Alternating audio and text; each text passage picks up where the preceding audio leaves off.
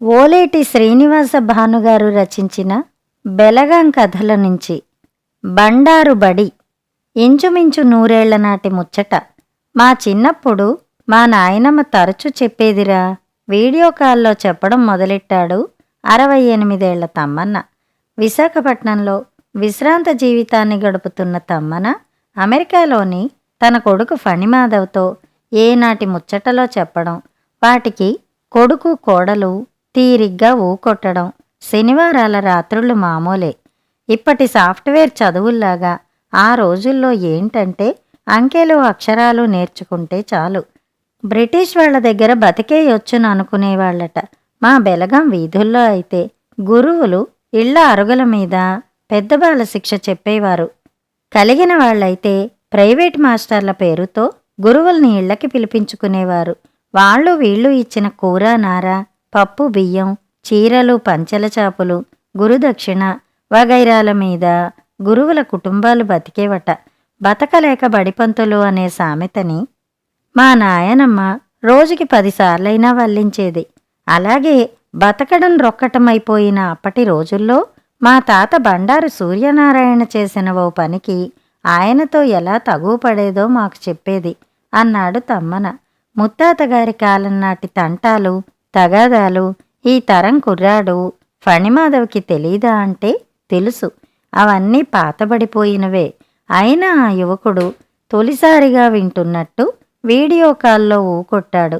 అలా ఎందుకని ఎవరైనా అడిగితే ఇష్టమైన కూర మాటిమాటికి వండుకు తినడం లేదు, ఇది అలాంటిదే. అయినా వెనకటి తరం పడ్డ కష్టాల్ని ఇలా పంచుకుంటేనే ఈ తరానికి గుర్తుంటాయి, కృతజ్ఞత అంటే ఏమిటో తెలుస్తుంది అంటాడు తమ్మన్న. చాలా ఏళ్ల క్రితం బెలగం అగ్రహారం వీధి బండారు వారింట్లో ఏం జరిగిందంటే, మీరు చేస్తున్న పనికి నేను చస్తే ఒప్పుకోను అంటూ బండారు రాముడమ్మ పెద్ద గొంతు పెట్టుకుని సూర్యనారాయణ గారి పనికి అడ్డుపడింది. భార్యకి నచ్చచెప్పాలని ఆయన రకరకాలుగా ప్రయత్నించాడు. రాముడమ్మ ససేమిరా అంది.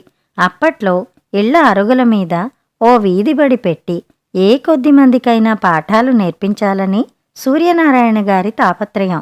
అలా చేస్తే నేర్చుకున్న వాళ్ళకి బతుకు తెరువు దొరుకుతుంది, నేర్పించిన వాళ్ళకి ఉపాధి లభిస్తుందని ఆయన ఉద్దేశం.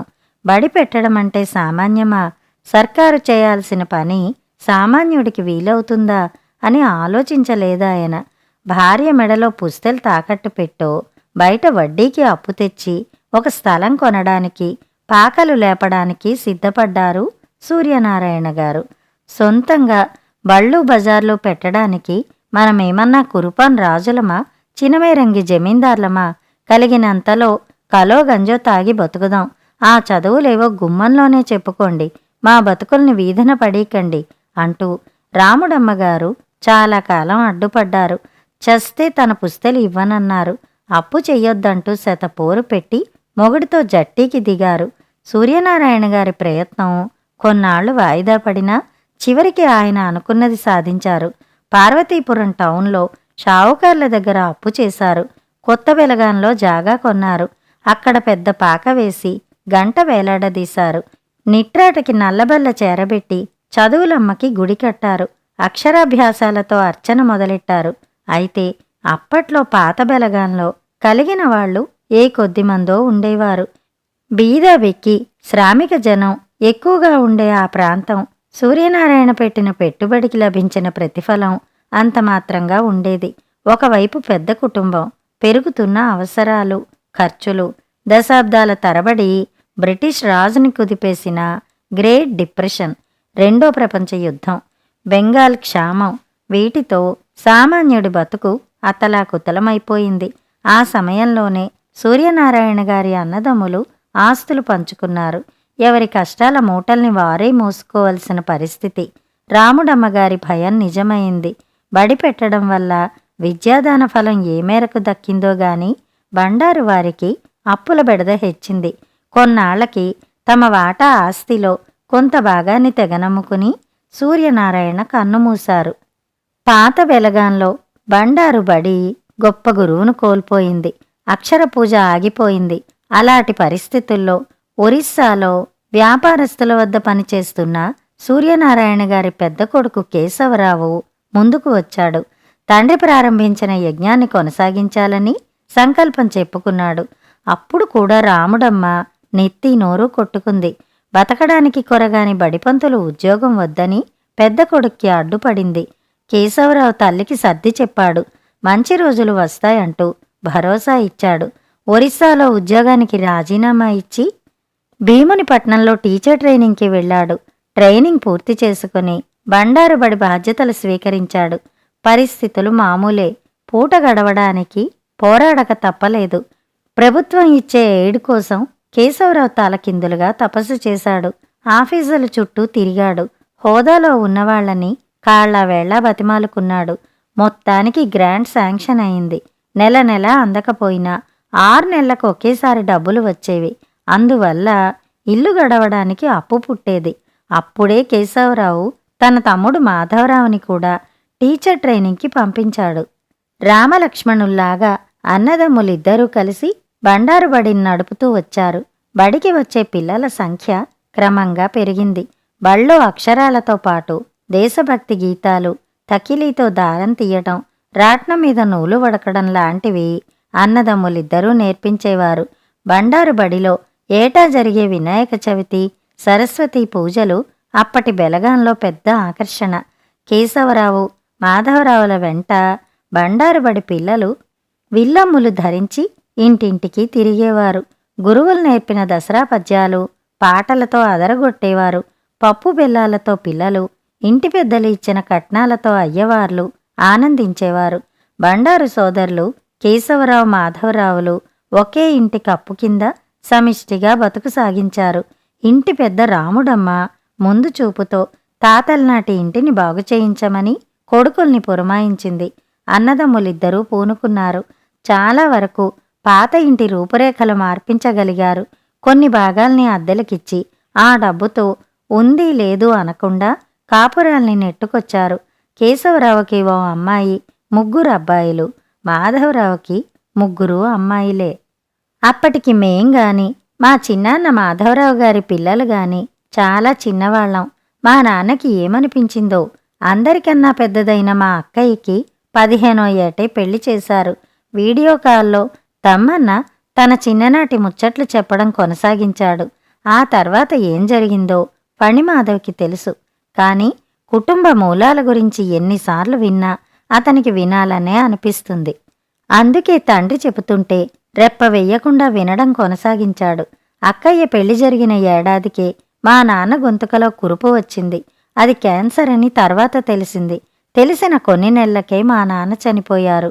అప్పుడు మా చిన్నాన్న మాధవరావే అటు బడిని ఇటు ఇంటిని నెట్టుకొచ్చారు. మా 3 అన్నదమ్ముల్ని, ఆయన 3 కూతుళ్ళని, మొత్తం 6గురిని సాకాలి.